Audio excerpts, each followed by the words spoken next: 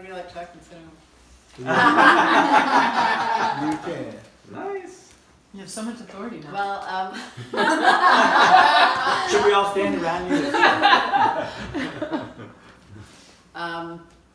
so we were talking on the way back from lunch, and this morning we started off with prayer, and then Kim led us through wig take. What's it going to take? And you know, we've been asking God to do these things. We've been asking God to see our city reached with the gospel, churches being planted, disciples being made, leaders being developed. And so we were just talking about another thing that we need to do is to celebrate what has happened already. So we wanted to just talk about some of the great things that God is doing. And I'll prime the pump by giving a couple of things, and then you all can be thinking about what you've seen God do here in the past couple of years even. So something interesting happened to us this past week. I was at the gym. David will know this story. And I was walking out, and one of the gals who works there is like, "Hey, can I talk to you for a minute?" So I was like, "Sure." She's like, "Do you know somebody named David Ong?" And I'm like, "Yeah, the doctor, I know him." And she explained to me that her daughter had, I guess, did share the gospel with her and was doing some training. And so she was asking more questions about, you know, how we did church and, you know, what we do on Sunday mornings. And just, you know, she seemed to be pretty excited about it, you know. And I was thinking, to me, that's a sign of a no place left. You know, somebody is asking for me to come over to have a conversation about their family member who has heard the gospel is being trained and, you know, just curious about what's going on. And so that's one example of, okay, there's stuff happening, you know, like we're starting to see things where I, you know, had no idea that David was meeting with her daughter and, you know, training her, and that mom was interested and involved, and she knows me at the gym, and, you know, like 2 degrees of separation or whatever. Another example is this morning we were talking about Merari, who Kim trained, and she is now in Honduras. Yeah, what specifically? Wow. Okay, anyway, she's in Honduras, and like even because, you know, Kim had trained her how to share the gospel, how to, you know, do discipleship, how to gather. She's, you know, Merari's already taught a whole classroom of children how to share the gospel within her first couple of weeks of being in country. And, you know, she's going to be there for a while, and this is a pattern that she's learned, so this is going to continue. So here we are in San Antonio, and Kim has trained somebody who's now over in another country. And all that has even just been in the past year, you know, even the past 6 months, I think. Because when did you meet Merari? Like in the summer, but she didn't start really, like, she bought in the last 6 months for sure. Yeah. She was all in. So, are there any other? Well, I've been wanting to share with y'all that the people on my Oikos list that hadn't reached yet are like contacting me, and there really hasn't been, you know, a connection, and they're contacting me or coming across my path, and I'm like, well, I think the Lord does want me to definitely be talking with them. And so I you know, have also had the opportunity to share, you know, the gospel with a second and third generation of a person that's on my Oikos that I haven't been able to meet with yet. She's always out of town when I go down to their house. I did get over my fear to go see her, and that was good. And I've been able to share the 411 with 3 people this week, and one was a pastor and was very excited because he says the people in our congregation don't know how to share the gospel, and he said, this is wonderful. So I know he's going to take it and run with it. And I just really feel like God is really working. The Holy Spirit is really, really working and giving me ideas in the night of things. So I'll be talking to you, David, later about some things. So, but God's working. He's really on fire, and this is the time. I mean, there's something's really happening in our city, and I'm very excited. In the past couple days of, we did a training once, and the pastor's wife, she's like, we live in a gated community, there's no way I would knock on my neighbor's door, that's just weird, I would never do that. That's why they're living there, because they don't want people to come to their doors. And, you know, at the time I was like, really? But, then fast forward, 3 or 4 years down the road, and, this gal's warming up more to the idea, and to the point where, a few weeks ago, her neighbor actually came to her door and was asking her to train them. Yeah, so it's like, just seeing people take steps more toward being involved with obeying the Great Commission is pretty cool. And I mean, the wife of a pastor of a church, Cool. you would think that would be part of the job description and you'd be all in, but sometimes it takes a while to. At the gym, she actually heard Chuck's story. I don't know when, but when she got trained by her daughter in 411, she brought it up to me. She's like, "Yeah, I've heard this before. Is it that guy in the walker?" And that's how we made that connection. And so it wasn't. It was like you guys are planting the seed, and she already knew, and she ate it up. And when I talked to her, it was almost like ready soil to just train this mom in 411. So.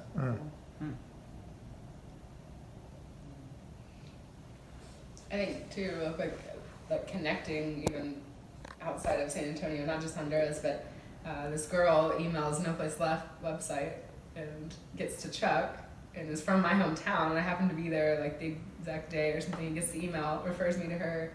Fast forward months later, she's asked me to mentor her. We just went out this last weekend when I was up in Oklahoma to model sharing the gospel. Well, this week we shared 11 times, and then she shared twice by herself. She shared another with a poly background woman, but who happens to be a believer now, which is really cool. And then she trained her friend while they were running and told her to go train someone else. And I think about even the people that we have in Oklahoma City.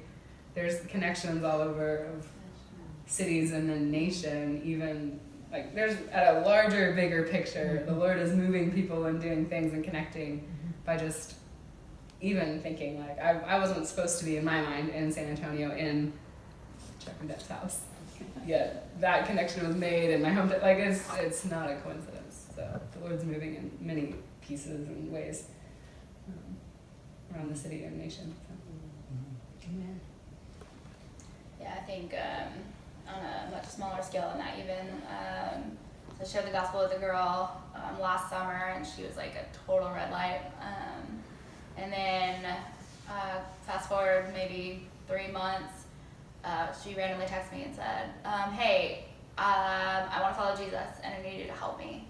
And she had heard me share the gospel several times since then with other people. And so, a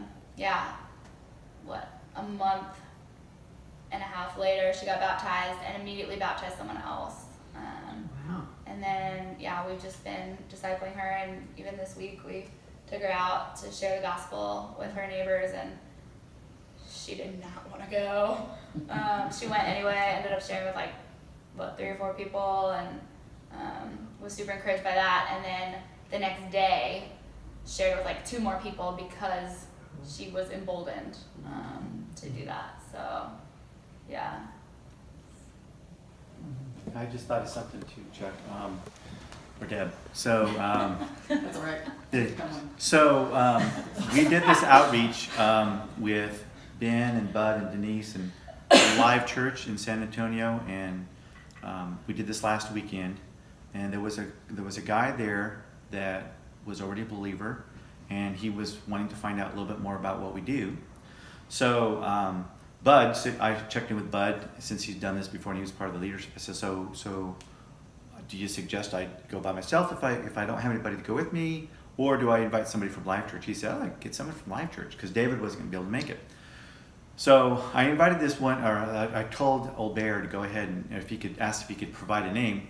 Well, that guy showed up. Now, the guy who we were reaching out to didn't. But the guy named Fernando, but he goes by Monty shows up, and we went out to dinner and talked about what I was planning to do. Actually, we talked on site, but then he wanted to hear more. So we went out to dinner, talked about no place left and everything, what we do. And I got to share the gospel with a waitress while we were there. And she accepted Jesus. We did the Great Commission landing with her. And at the end, because I asked him to share his testimony, and then he saw me share mine in 30 seconds flat, lead someone to Christ with the gospel landing, took another 5 minutes. And his was just like nodding his head afterwards. So he wants to get together. Hopefully he'll show up here today. But then the one guy that we were supposed to meet that night, Roman, we did end up getting together, and he's been contacting. He's already shared 411 with his girlfriend, and there's people that he knows that needs to be baptized. So we're going to still baptize him because he got baptized anyway. But he wants to bring those other people to baptize them. He says, "Great, we'll baptize you, and then you can baptize them." And so just because we went out outreach and we're faithful, this other guy from another church is interested in getting together again. He said, "So I want to get together with you again, so be sure and contact me." So we'll see. I mean, the contacts are just amazing how it happens. Yeah, I think, one of the points from Kim's wig tape was it doesn't take much time with multiplication. It can happen very rapidly. Now, that's not under our control.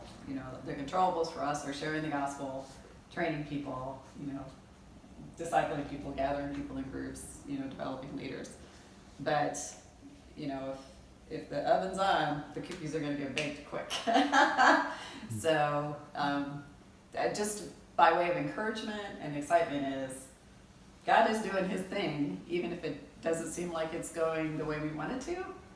He's, the unseen doer and making things happen. And just at this point now, we're making enough connections that we realize that God really is at work. This is not something we're hoping for. This is something that has actually happened and happening. So I hope you are encouraged by that. I was going to share like you're talking about Kim all over the world, like just things that are going on all over the U.S., but just to kind of 30,000 for the stories that really have encouraged me lately. So with our student organization, with the Navigators on campus here, we have a team that's launching at Texas State, and we went up there and we're hanging out with them and just trying to help them think about how to talk about their faith. And Jessica, one of our team members, started sharing the 411, part of the 411, the what, how do you share your story? And one of the team members was like, "This sounds like something that we learned when we were in Atlanta." And so they had been trained by No Place Left team members who were there in Atlanta doing this. And so it was just another voice like saying, "Yeah, this is a really, really great tool just to help you share very quickly and simply what God's doing." So then just a week and a half ago, I was with a student who is at Baylor, and he was sharing. We began share with him kind of the 411 and how to share. We went out on campus and we're sharing with people at UTSA. And then he was like, "This is exactly what actually our Baptist student ministry leader with the BSM at Baylor, he started doing this. He's been talking about this stuff and everything else." And it was like, whoa, very cool, So there's a lot of college ministries and campus leaders who are finding these tools very, very helpful. And so just the idea of more people getting excited about sharing their faith in simple, reproducible ways is just like really, really exciting to me. And so it's happening a whole bunch of different levels and different places, and so that's really encouraging. So, and then James, I think about the story of just when you baptized, we shared it at lunch, but how you baptized Kendall, and just seeing Kendall's faith. And then I think I told you a few weeks ago he had talked about how he's actually going to begin discipling his girlfriend now, and so I think a lot of times we don't always see what God is doing, and then later we realize like, wow, God is really at work through these things. And so that's 4 generations. Like if we talk about me helping you helping Kendall, and then Kendall now beginning to help his girlfriend, and hopefully being able to share that with some other guys on the team, which he has been able to. I know he approached all the guys on the basketball team about, talking about their faith. And so, more that we can throw gas on those kind of fires and see generations all over the place, even if it's not just here, in San Antonio, but if it's in Baylor or in Atlanta,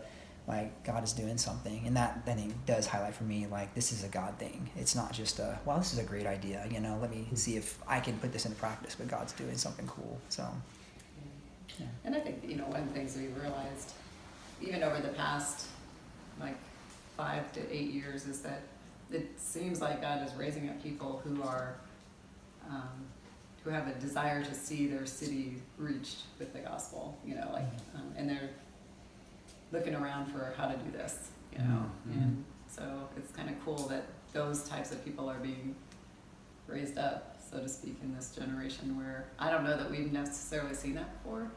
And then when they find, you know, a tool or some help, it's being so teachable, you know, it's kind of a cool element that we've discovered too.